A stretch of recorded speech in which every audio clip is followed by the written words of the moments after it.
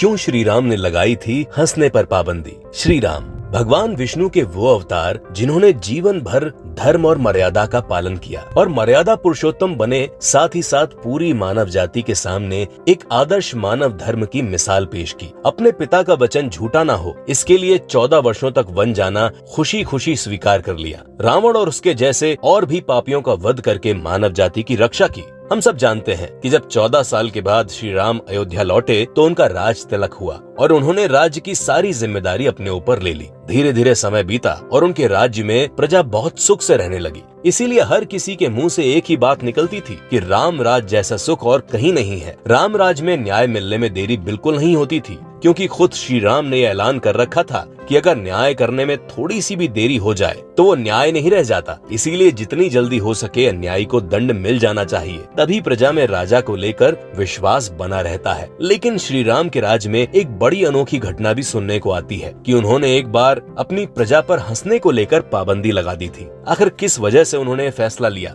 आज की इस कड़ी में हम इसी रहस्य से पर्दा उठाने की कोशिश करेंगे। नमस्कार दोस्तों, मैं हूं अंश और आप देख रहे हैं नारद वाणी। आनंद रामायण के राज्य कांड के अनुसार एक समय की बात है, श्री राम अपनी सभा में अपने मित्रों के साथ बैठे हुए थे और साथ ही साथ प्रजा के कुछ नागरिक भी वहां आए हुए थे, क्योंकि वहां कोई मनोरंजक कार्यक्रम चल रहा था। सभी लोग बहुत ही खुशी से उस कार्यक्रम का आनंद ले रहे थे। कार्यक्रम के दौरान बहुत से ऐसे लोग थे जो खुशी के मारे ठहाके मार मार कर हंसने लगते थे। उन लोगों की इस हंसी को श्री राम ने बड़े गौर से देखा और अचानक ही उनके मन में विचार आया कि जब मैं रावण से युद्ध करते समय उसके सिर को अपने बाणों से काट देता था तो वो ऐसे ही ठहाके मार कर उसके धड़ से अलग हो जाता और फिर वापस रावण के धड़ से जुड़ जाता था। ये सब सोचकर श्री राम ने अपनी राजसभा में कहा कि जब भी मैं किसी को इस तरह हंसते देखता हूँ तो मेरे मन में तुरंत ही रावण का हंसता हुआ सर ध्यान में आता है और फिर नीति शास्त्र में भी ऐसी हंसी की निंदा की गई है। इसीलिए आज मैं ये घोषणा करता हूँ कि आज के बाद से कोई भी व्यक्ति, यहाँ तक कि मेरे रिश्तेदार, मेरे पुत्र, मेरे भाई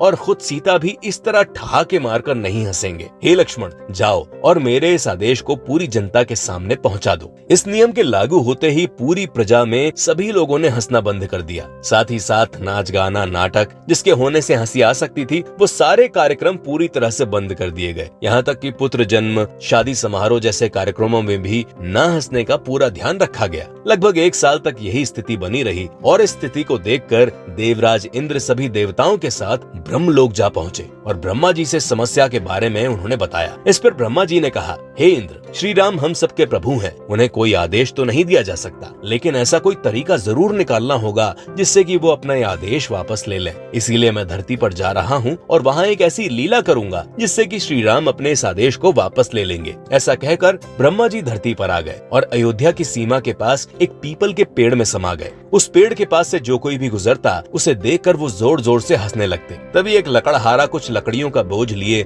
उस पेड़ के पास से होकर गुजर रहा था कि तभी फिर से ब्रह्मा जी ने उस पेड़ के अंदर से हंसना प्रारंभ कर दिया। वो लकड़हारा गलती से हंस पड़ा और हंसते हंसते अयोध्या नगर में घुस गया। उसे हंसता देखकर सभी सिपाही भी जोर जोर से हंसने लगे और धीरे धीरे श्री राम की सभा में बैठे लोग भी जोर जोर से हंसने लगे। ऐसा देखकर श्री राम को बहुत नाराजगी हुई। उन्होंने इस बात का पता लगवाया कि आखिर इस तरह की हंसी का क्या कारण था, तो ये पता चला कि एक लकड़हारे के हंसी के चलते ये हंसी का सिलसिला शुरू हुआ। उस लकड़हारे को राजसभा में पेश किया गया तो उसने श्री राम से बताया कि हे महाराज, हमारी अयोध्या की सीमा के पास एक ऐसा पीपल का पेड़ है जिसके पास से गुजरते ही वो जोर जोर से हंसने लगता है और इसी की वजह से मुझे हंसी आ गई थी और इसके लिए मैं माफी चाहता हूँ। ये सुनकर श्री राम को बहुत क्रोध आया और उन्होंने अपने सिपाहियों को उस पेड़ को काटने के लिए भेजा। जैसे ही वो सिपाही उस पेड़ को काटने के लिए आगे आए, वैसे ही उस पेड़ से पत्थर के टुकड़े उन सिपाहियों पर गिरने लगे, जिसकी वजह से वो सब घायल हो गए और कोई भी उस पेड़ को छू नहीं सका। जब इस घटना का समाचार श्री राम को मिला तो उन्होंने अपने दोनों पुत्रों लव और कुश को उस पेड़ को नष्ट करने के लिए भेजा, लेकिन वो दोनों भी सफल नहीं हो सके। इसके बाद श्री राम ने अपने भाई शत्रुघ्न और मंत्री सुमंत को उस पेड़ के पास भेजा, लेकिन वो भी पेड़ का सामना नहीं कर सके। श्री राम को आश्चर्य हुआ कि आखिर ये कैसा पेड़ है और इसका क्या करना चाहिए। ये सोचकर उन्होंने अपने राजगुरु वशिष्ठ को अपनी सभा में बुलवाया और इस सारी घटना के बारे में बताया। तो गुरु वशिष्ठ ने श्री राम से कहा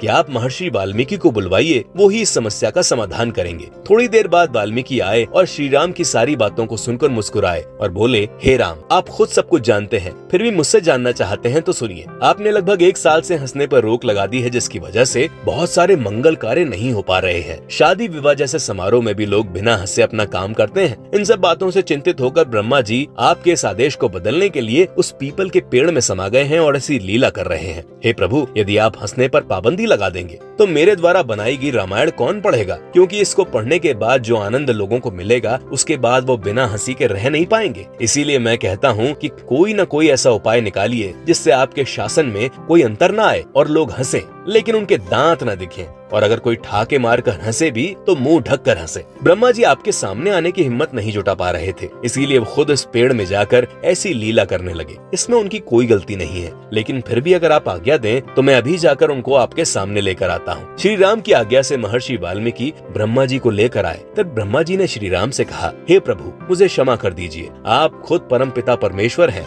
आपने ही समय समय पर इस धरती की रक्षा की है, जैसे कि मत्स्य अवतार, कूर्म अवतार, वराह अवतार, नरसिंह अवतार, परशुराम अवतार, और इस जन्म में श्री राम के अवतार में आपने दुष्ट रावण का अंत करके सारी पृथ्वी को उसके अत्याचार से मुक्त किया है। इसीलिए हे प्रभु, सभी को आनंद और सुख देने वाले कृपा करके आप अपने इस नियम को बदलने की कृपा करें। भगवान ब्रह्मा की ये सारी बातें सुनकर श्री राम बहुत खुश हुए और उन्होंने तुरंत ही अपने बनाए नियम में बदलाव किए और फिर से सभी लोग खुशी से हंसने लगे। लेकिन नीति शास्त्र के अनुसार एक शिष्टाचार जैसी हंसी को ही लागू किया गया। इसके बाद ब्रह्मा जी अपने लोक को चले गए और बाकी बचे महर्षि वाल्मीकि और गुरु वशिष्ठ भी अपने अपने आश्रम में वापस चले गए। तो इस तरह श्री राम ने अपनी लीला से हंसने के लिए भी एक अनोखे नियम को बनाया था, जिसमें लोग अपने संयम और मर्यादा में रहकर हंसें, साथ ही साथ किसी दूसरे को कष्ट भी न हो। असल में श्री राम खुद मायापति थे, इसीलिए वो जो भी करते थे उसका उद्देश्य कुछ न कुछ लोगों की भलाई के लिए होता था। और हाँ, अगर आज के इस दौर में हम बात करें तो अक्सर हम खुद भूल जाते हैं